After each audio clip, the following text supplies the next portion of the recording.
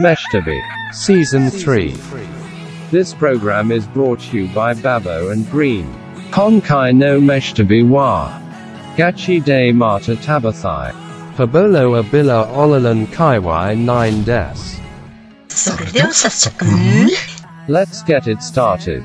1. Pabolo. Amiibi Factory.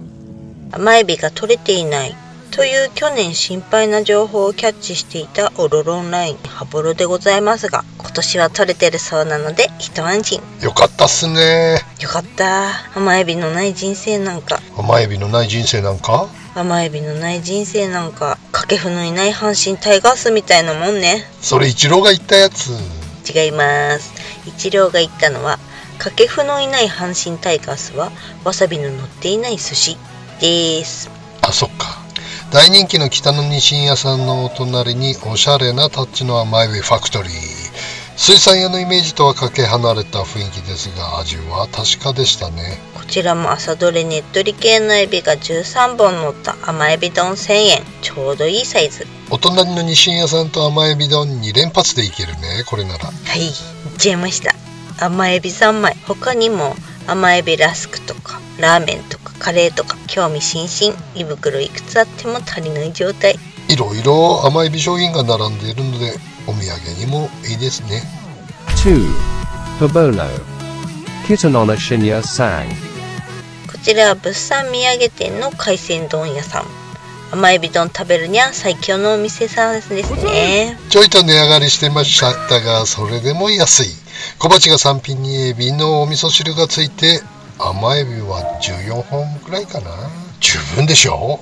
中年飯旅ーズにゃ、新鮮朝どれのエビは全然違うね。ねっとりしとる。甘さもあってたまらん。やっぱ朝どれのエビは全然違うね。別物別物。安い、うまい。 3. Pabolo. Sabadakolo Yamazaki.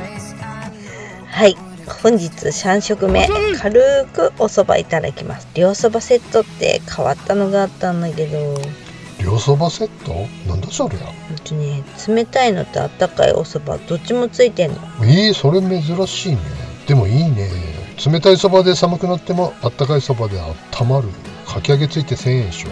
これはお得ね。でも今回は食べきる自信なかったから断念。おいでおふくろさんよ、おふくろさん。まさかのそりゃ無理だわ。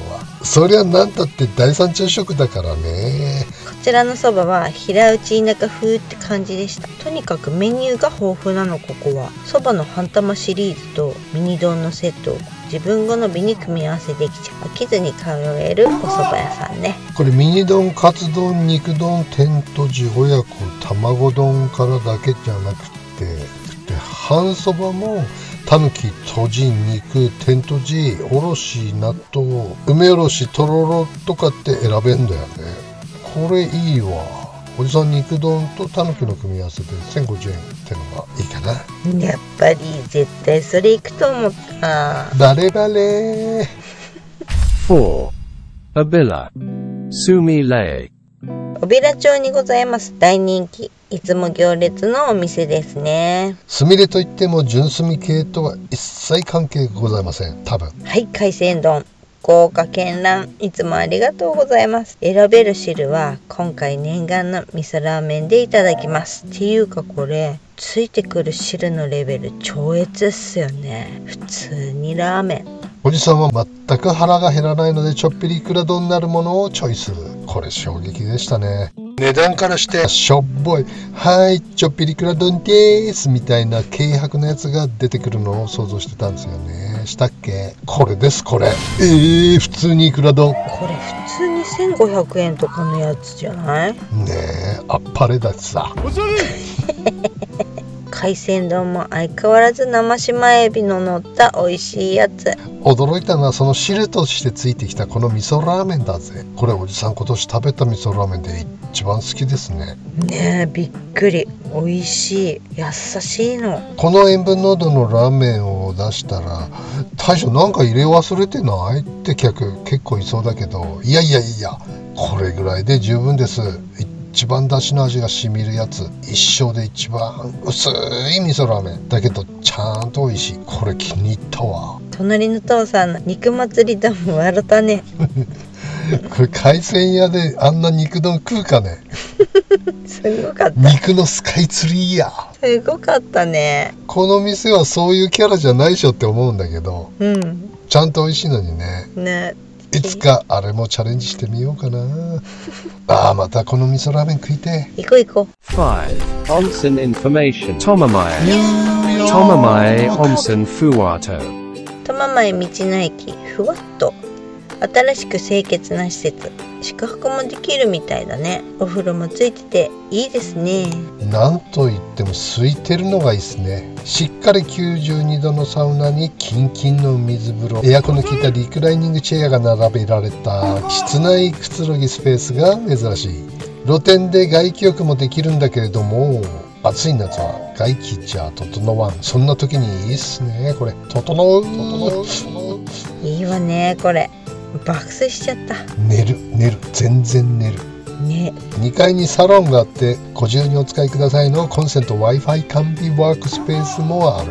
素晴らしい道の駅でした。6. Fabolo.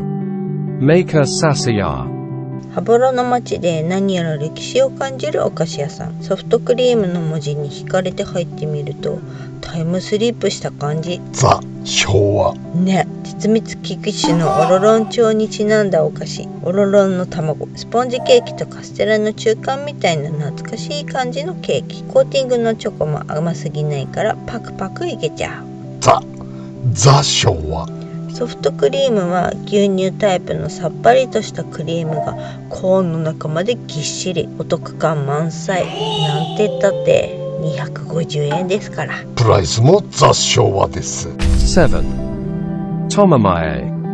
Drive-in Sawa. オロロンラインは苫前にございます。ドライブイン沢さん。オロロンラインは小樽稚内間の日本海に沿った約 380km の道。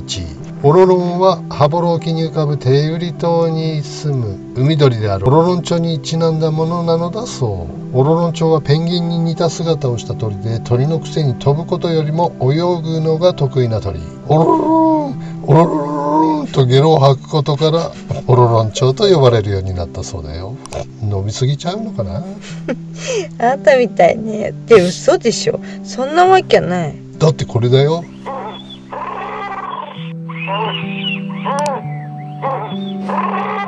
ほんまや。ってこれ鳴き声でしょ。そんなオロロンライン苫前にございますドライブイン沢さん。ロケーションはベリーグッド。かなりギリなムードの感じではありますが、ちゃんと美味しいというパイセンの書き込みにつられてジェジェジェジェーン。海沿いだけどビッグなカツ定食が人気みたいだね。だのさ、オロロンのびっくりなカツには苦い思い出がトラウマになっているので、今回は回避。ホタテのフライをカツとじにしたホタテ丼をいただきます。海からの風で揺れるのれんが爽やか。ハエが飛んでる感じがなんとも懐かしい。ホッとする感じ。丁寧な調理工程が音でわかる。ホタテに衣をつけてネギを刻んで195度でちょいと高めの油で揚げるサウンドにお腹グーグーでございます。はい、おいしい。美味しそう。そもそもホタフ大好物だもんね。はい、ホタテカツ丼いいっすね。北海道らしい丼です。 8. Kita Hiroshima. Today's Katsu Curry. Your Tei Buta. カツカレーに興味のない方ごめんなさい。カツカレーのお時間です。全然オロロン界隈じゃないじゃん。もうオロロン界隈もあちこちカツカレー物色したんですがね、まあやってねえわ、うまくねえわでね。あら残念。今回は我らがファイターズの新球場エスコンフィールドにございます高級カツカレーをご紹介。いつの間に。視聴者さんから美味しい情報いただいてね、こっそり食べてきてたんです。もう美味しいカツカレー情報聞くといても立ってもいられないですからね。マジすぐ行く。それにしても1350円とはファイターズのくらい高いわね。こらファイターズを侮辱するのか、許さんぞ。でも美味しそうだね。だろう。結構なイケカレーでしたよ。これに温泉卵が乗った加藤で加藤カツカレー1400円っていうのもあるのね。あれ気になる。食べて勝てるんだったらなんぼでも食べれちゃうのね。荒れてるね。来年に期待してるわ。来季はポジションも打順もある程度固まるでしょ。ああ、来年からどんどん順位上がっていくよ、きっと。まあそりゃ下がりよねかね。もう荒れてるね。9. Tomamae. Coco Carpiwu. ここかピュー。ここだここカピュー。ここだここカピュー。ここカピューってどんだけ言いづらいのこれ。言いづらいよね。ここはウニが有名でずっと来たかったお店。何やら最強のウニ丼なる書き込みをするパイセンが多々見られたのでね、去年も来たんだけども。そうそうなのになで音痴だね。ウニ相場が爆上がりする中、リーズナブルに美味しいウニがいただけるということで大人気なのよね。それもそのはず、ご主人が朝漁に出てるそうなんです。がしかしこの日は残念ながら海がしけってたため、ウニ丼なしの看板が海がしけってたんですか。海はしけりませんよ。しけるんですよ。せんべいじゃありませんから、ね。しけるなの。どうして残念。今年もここカピューのウニは幻に。ここまで来てまたしてもここパピューだね。やっぱり言えなかったここまで来てまたしてもここカピュー残念。気を取り直してお母さんが美味しいよって教えてくれた地元産のソーハチカレー定食をいただきましょう。おしゃぶちゃんですオーシャンビューで焼き魚定食の朝食、最高だね。はい、これぞ日本の朝ごはんのお手本みたいな定食。身の厚いソーハチにホタフ刺しまでホタフ刺しはおかしいですよねフライを刺身にしちゃおかしいですよねホタフっていうのはホタテフライのことですからね。新しいよなんじゃそりゃ身の厚いソーハチにホタ刺しまで。ソーハチもホタちゃんも立派だね。ホタテの違いの味噌汁ね、いいな。うまいんだよねこれが。はい、ここは魚も付け合わせも全部美味しいウニ丼目当てで来たけど、魚定食もクオリティバリ高なのでしけてウニなしでも大丈夫。隣のお兄さんはホタテイクラ丼に単品でソーハチという豪華絢爛な食べっぷり。ナイスチョイス。帰りに来年はウニ食べに来ますって言ったらさ、まだ行ってないよ。来年の6月から8月をめどにお店閉める予定でいるのよねって。ガーン。だから電話してみてねって言われたのさ。します必ず来ますって食い気味で返事してきた。シンコペ来た。シンコペJakaino Meshitabi wa. Gachi de Mata Tabathai. Hokkaido Jingisukan Senshukan des. Otanoshimini. See you soon. オロロンライオンはね、どっから見ても天気のいい日は海に夕日が沈むんで、夕日スポットとしていいんですよね。札幌から近い熱田あたりも天気のいい日は夕日を見によく出かけたもんさ。これなんで一人で行ったのかなこの時。ある日もね、今日は天気がいいから夕日でも見に行こうと、一人で行ったな。まあ免許取り立ての頃だからかな。振られたの？彼女いなかったんじゃない？免許取り立ては。振られた？どういうこと？一人で夕日見に行くからなんかこうおセンチな気持ちになって行ったのかなと思って。そういうただただ運転したかったのかもしれないけどね、そんな失恋なんかしたことないからね。ちょっと聞きました奥さんこの強気発言びっくり。嘘です。どんだけ当時40年ぐらい前で、コンビニなんかありゃしませんからね。そうだね、40年前。限りセイコーマートがもうできてるか、ポツラあったけど、まあ熱田は今でもないからねまあね、トイレがないんですわ。オロロないオロオロしちゃってもうね、もう限界ですよ。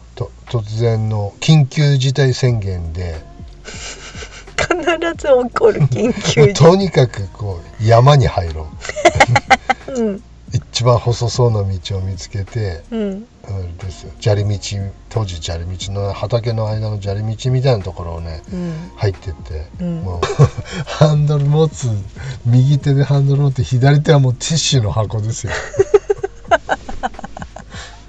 でもうね、あれじゃ道の真ん中でもうどうもすいません失礼しますってあれは人生兄貴の説によると、子供の頃も野ぐそしたっていうこの前喋ってて衝撃の「お前しただろ」って言われて、あれそうだっけなってちょっと思い出せないんだけど、自分の中ではあれがこの熱田での野ぐそが唯一の野ぐそを思い、もう一回お兄ちゃんに聞いてみようおじさんが一番野生化した瞬間だった。でもなんか爽快感ありそうだよね、野ぐそ。まあな、夕日を眺めながらねすごいシチュエーションだね。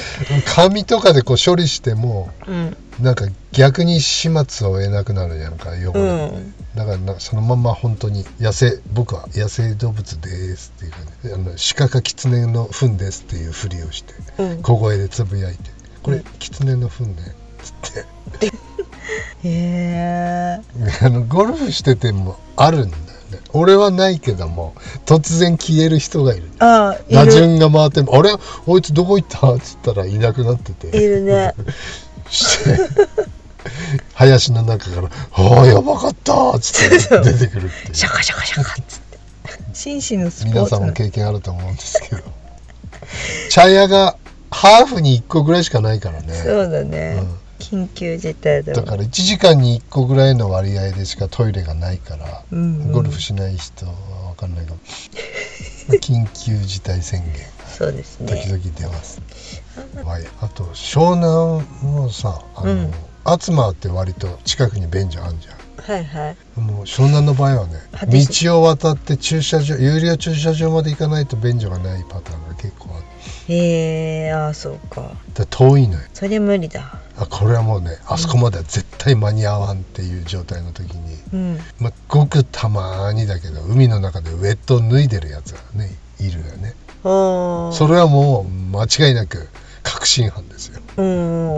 ビッグスモールの時はみんな脱がないでするでしょ。そうだね、ビッグも脱がないでしてんのかな。いやでもあれじゃん、挟まっちゃうじゃん。だからさ、脱ぐよね。嫌だよね。嫌だね。脱いだよね。クソってなるし、みんなが見るよね。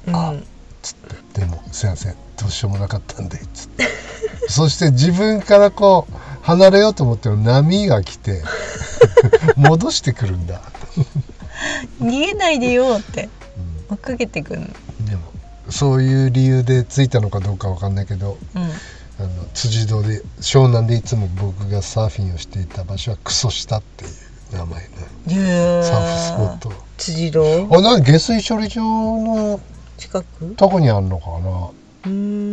臭いんだよね。だから空いてるのさ。なるほど。だから俺はいつもクソ下でやってたこれが伝説のクソ下でクソした話。